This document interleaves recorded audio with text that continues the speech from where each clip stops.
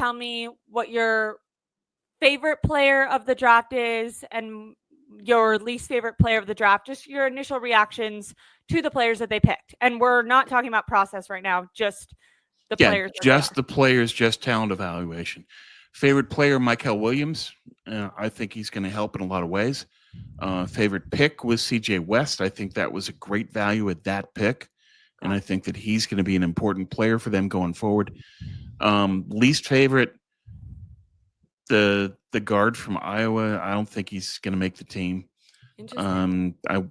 People are having fun with the Maple Missile, but why are you making a pick that's basically who is the quarterback on your practice squad? I mean, is the most important pick with the first pick in the 7th your practice squad quarterback when you still need offensive linemen and there's still edges on the board, there's still talent there?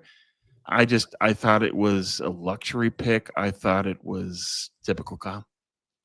And I want to get into the earlier ones first, but I will say with Curtis Rourke, I watched some of his like highlights and stuff, and I'm like bummed that he's injured because I actually liked what I saw, and what I saw specifically from his 2024 season, which he did play with the torn ACL. All the plays that were in, and this is highlights, obviously, but every single play was like a play that you would think that Kyle Shanahan's offense would call. It was the exact type of same system, the exact type of execution. Like you watching it, it's like, oh, obviously Kyle would love this guy. His arm wasn't super strong. He had a lot of balls that would kind of like go, really high up in the air. He throws rocket shots. Yeah. Yeah, they kind of float down in the instance where in college maybe it worked out, but in the NFL you think like a corner can be like, I'm just gonna run over there and watch it come down and pick it. Now he got the ball out of his hand quick. He's taller than Purdy, 6'4", and did seem to, like I said, execute the system well, aside from the fact that he didn't have the craziest arm, but Brock doesn't have the craziest arm. And then I was thinking, well, because he obviously wasn't mobile, but he had the torn ACL. He ran a couple times. Then I went back to his, earlier tape from Iowa, I think it was. And he was really mobile in his highlights there, which kind of shocked me. Like it was like every third highlight, like he'd have two running or two, throwing highlights and then one running. So he was much more mobile. When healthy, he can run. Right? Yeah. He has legitimate 4.4, 4.5, 4.6 speed. That's great. He's like Purdy in that he runs a quick 10. I think it's 151. Brock's 155. They like so that. So he can do similar things in escapability, but it's another pasta-armed quarterback. I'm not interested in that. I'm tired of that. My frustration, like I said, when I was watching him, I was like, oh, this could be interesting. And then it's like, why did you draft a guy with a torn ACL? He's Kyle came out and said, he won't be able to participate in camp and probably not this entire season. Nope. He just had surgery, I think, in January, because like I said, he played through the ACL, so it's not like he got surgery and recovered for a year. He just had the surgery. So that kind of, one, like you said, just value a position. It makes no sense to draft a quarterback there when you have bigger needs. And two, it's just like when they signed Mac Jones, they signed him to a 2-year deal. Right. So, I mean, I guess they could like cut him because it wasn't super expensive. Well, but no. Like, you have you drafted a guy to compete with Tanner Mordecai, your practice squad quarterback next year. Not even. Well, it's just there's going to be a QB3 competition, which still is like, in my opinion, not that irrelevant this year. But like we drafted a year ahead for QB3, but we can't draft year of for O-line. Right. Sorry. And J-Rod says they just signed an offensive lineman. That's true. 7th round offensive lineman isn't necessarily going to start, but that's not the issue. What they needed to have was tackle depth. They signed it instead, but they signed a guy that's coming off a torn ACL. So, there's a lot of stuff that they could have done and didn't. My issue is just, okay, your goal with the first pick that you have of 3 in the 7th round is who is going to be my future practice squad quarterback. My issue is choosing that mountain to climb. Yeah. I don't get it. I don't like it. I didn't like the pick as a result of that. It's just, come on. All the stuff that's going on with this team, and you want this guy? Is he going to be a future starter for this team? I doubt it. Seriously. Okay, you get a better practice squad starting quarterback, Zowie Powell, whoop-de wow. What is this? What have you accomplished? Nothing. And once Oh, he again, could start. Well, okay, maybe, but my issue is the mountain. That's the I wrong agree. mountain. And I'll move us back because I took us to process. Because once again, I like the player. The process boggled my mind. So we went over Curtis Rourke. Now CJ West, will you tell me a little bit about him? I've seen, obviously whenever prospects come out, it's like, oh, who does he compare to? And you give some guy who's a certified starter, if not even better than that in the NFL, and it's like, well, we freaking cross our fingers that he could get even close to that. Yeah, All these guys, it's a crapshoot. But I've seen his body type. I think compared to, is it DJ Jones? Is that the yeah, similar so? player. Tell me, what position does he play? Why do you like him? I do know he wasn't a reach. He went where he was supposed to go. Yeah, So value wise, he was and good. But just tell me about the player. he's a productive defensive tackle that will remind you of DJ Jones, and that he plays with power and leverage. And so he'll get after it on the running game. He's got some explosion to his game. He's got some agility to his game. He's a more well-rounded player as opposed to, say, Alfred Collins, where Collins is the boulder, the run stuffer. That's what he does. West is capable of doing more than that, I think. And then it's a question of coaching him up to give him that potential. So I think that West is a more well rounded player, but he still fills the role they need, which is okay, we still need the run stuffer. And West does that. So now they added two run stuffing defensive tackles inside. That was an absolute must. They did it. So they identified the needs. They got the players they believed in. Bang. And you can't complain about that, is that they identified the need and processed it and got the players that they thought were best at those roles. Love that. Love that.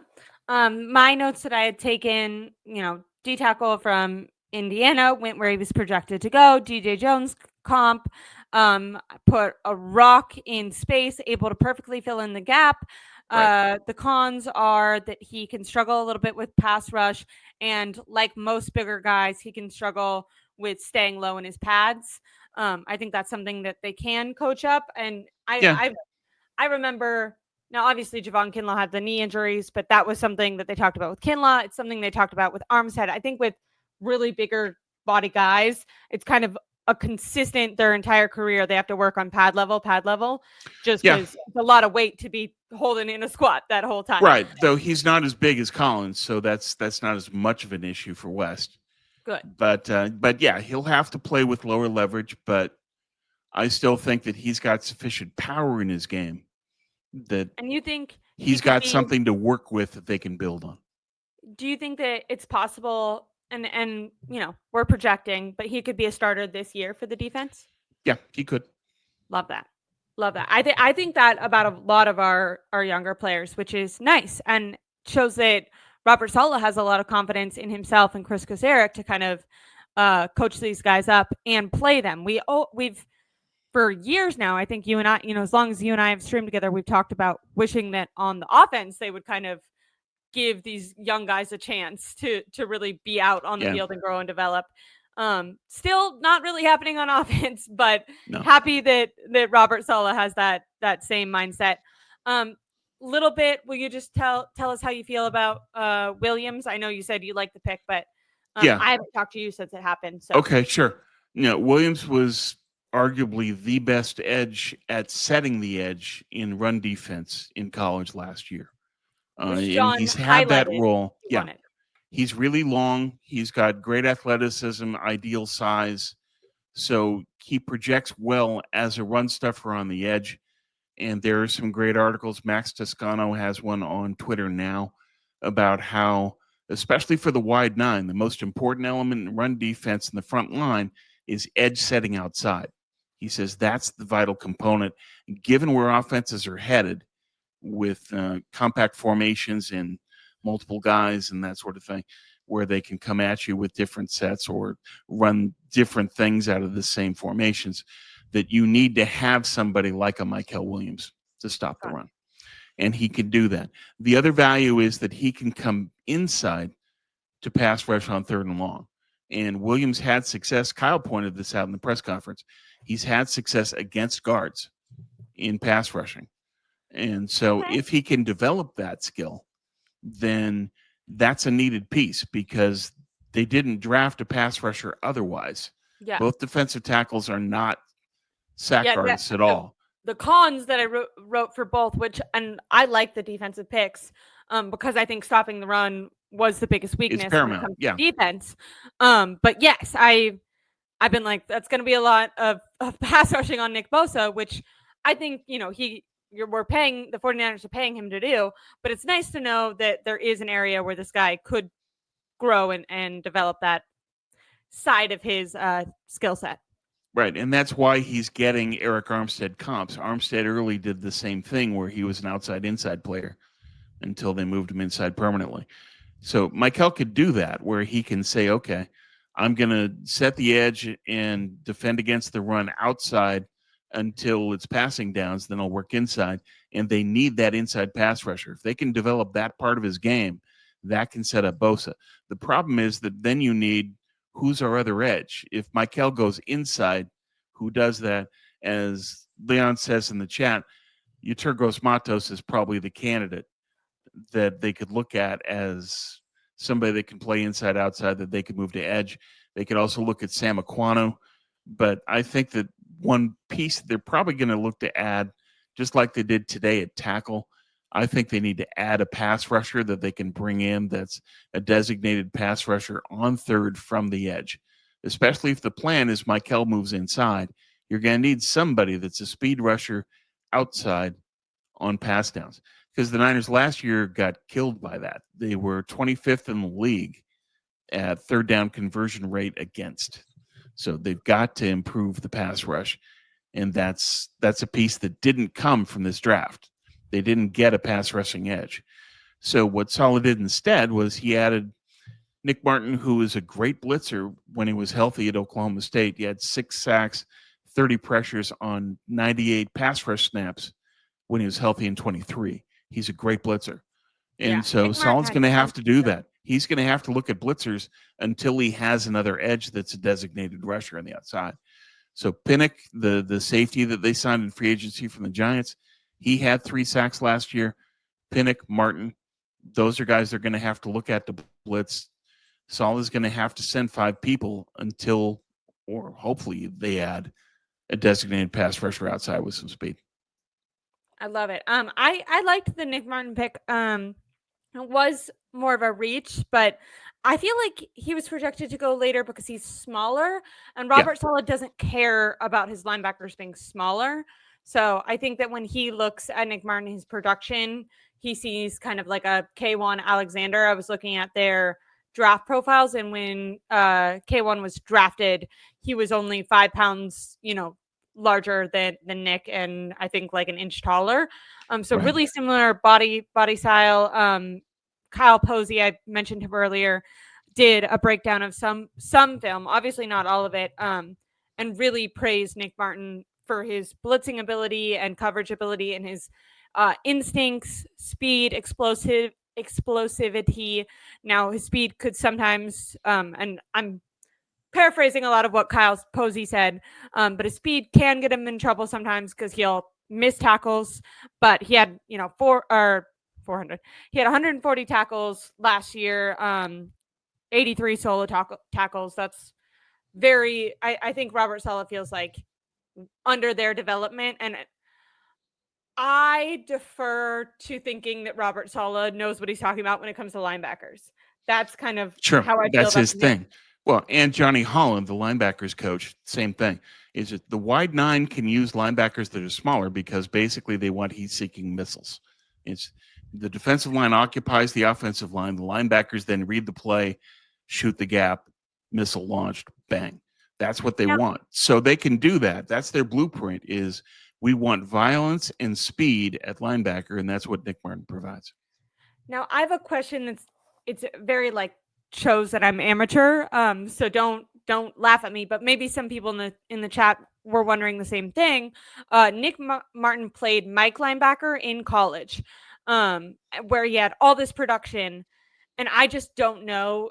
Obviously, when he comes to the 49ers, he's not going to play Mike linebacker because Fred Warner plays Mike linebacker. Sure. Is that transition, is that going to be difficult for him, or is it I don't not a think big so. deal? I don't think Got it. so.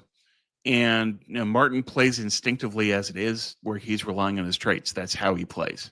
Okay. So part of the problem with Martin is just that you think of like the safety that's loading up for the big hit and misses. That's what Martin can do. It's Got the it. same thing is that he's looking to go head hunting and not necessarily pulling it off all the time. So they're going to have to coach him up in terms of his discipline, his reads, his pass coverage is not what it needs to be yet. But in terms of his core traits, 4.5, faster than Greenlaw, Very fast. 26 in bench reps, which is great strength, Strong. especially for somebody that small, and 133 in the broad jump. So he's got speed, strength, explosion, all the traits they want, he brings. And Love he has been very productive when healthy. So the only concern with Martin is just Stay teaching him up on diagnostics and pass coverage and then keeping him healthy. So I think that there's going to have to be some patience with Nick Martin. People are saying that, well, he's going to start right away. I'm not so sure that's true, but I do think that once they do coach him up, that he'll be ready. Linebackers are taking a longer arc to develop now. There's a lot of linebackers that take 3 years, 4 years. Look at D. Winters, where he had all the physical traits and it took him a while to get to the field. The other player that I think is being forgotten in the mix here is Robinson, that he got hurt early and then we just kind of forgot about him. And he made a lot of progress last year until he got hurt in the exhibition season. I think that Curtis Robinson is going to be a player for them, and he's going to contribute. People are forgetting about him. He's flying under the radar. I think he's ready. I don't think that Martin will be. He'll be a contributor on special teams right away. He might be used in blitz packages immediately. But D. Winters was also a blitz specialist at TCU. They set him up for sacks also. I think he had 7 sacks his senior year at TCU, and it was all out of blitzes. So we'll see how it all goes. Sorry, I just read the most intense comment from Tina, but we'll get to you in 1 second. I liked what Leon Sandcastle says. They want to bring back swarming to the football that they've lacked the last 2 years. Great point. Yes, True. they literally used the word swarm to the football when talking about multiple of the defensive linemen that they went out and got. And for the most part, I'm very, very happy with their first 5 picks. Like I said, Martin was a guy that some people were a little bit more down on. I really liked him. I love that they got a lot of youth. They got a lot of faster guys. They got a lot of strong guys. When we were talking about, not to go back to him, but Kelvin Banks, it was like, okay, this is a really big guy, but he actually doesn't have that much strength. Where a lot of these players that the 49ers went out and got, they're like compact. They're kind of smaller, but really strong for their body type and their size. Exactly. And that's something that Saleh values. Because people can say, well, the linebackers, the Niners always take these guys that are too small. But look what Saleh did last year with Jamie and Sherwood. Sherwood was a converted safety, and he was one of the league leaders in tackles. Saleh knows how to use these guys, even if they're small. Yes, absolutely. So I feel like I've given a lot of praise because, like I said, my initial reactions have been really positive to these guys. The one guy that I kind of don't understand, and when I look at his speed and stuff, I guess I can see it, but we're talking about positional value and the fact that they did need an offensive lineman. Jordan Watkins, when they made that pick, he was first of all drafted like 300 spots too soon. But I try to give the 49ers grace when it comes to the big board and reaching, because in the Kyle Shanahan system, his system is what matters most. So if they find a guy that fits their system. Maybe for other teams, he wouldn't be as valuable, but he's more valuable to the 49ers because they're not going to adjust their scheme. Other teams might go get a better player and they're going to say, we're going to adjust what we do to what this player's talents. The 49ers need to get a guy who fits their system because we've seen they don't adjust well. So my cons with Jordan Watkins is one, they've kind of already drafted wide receivers with this body type before. He's a smaller speed guy, and the 49ers need speed. So I'm not saying that's bad, but he's kind of like Jacob Cowing. And so I'm like, are you already out on Jacob Cowing? And if you're already out on Jacob Cowing, who was Jacob Cowing? Jacob Cowing was kind of like a Danny Gray, and Danny Gray's not even on the team anymore. So like, I've given Kyle a lot of credit. Some wide receivers he goes out and gets, and they become excellent. I mean, think about what they did with Debo and how they, utilized him to the best of all his different aspects. Even Brandon Ayuk, they've been good with certain wide receivers. The smaller speed guy, if this really is like kind of a Jacob Cowing replacement, that's now the third guy of this prototype that has not worked out for them. And when he was drafted, there was still offensive guards that were on my board that I thought they could have gone out and gotten. Sure. So I'm not necessarily saying this player's wrong. I'm saying this player was projected to go way farther. So perhaps if they love this player, they could have drafted a guard and this guy probably still would have been on the board for the next 100 picks. So they could have gotten both. Like, I don't know why they went with Jordan Watkins here. And I'm not trying to down this player before we've seen him. Right. No, I get it.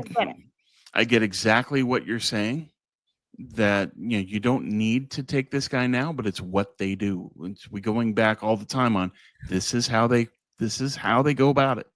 They fall in love and say, I've got to have this guy. They get paranoid that he'll be gone, and they pick him 3 rounds ahead. Now, Upton Stout was 95 picks ahead of the big board consensus. 95, 3 rounds. It's what they do. Leon asked in the chat, can Saleh figure out how to develop Beal? I doubt it. Beal is what he is.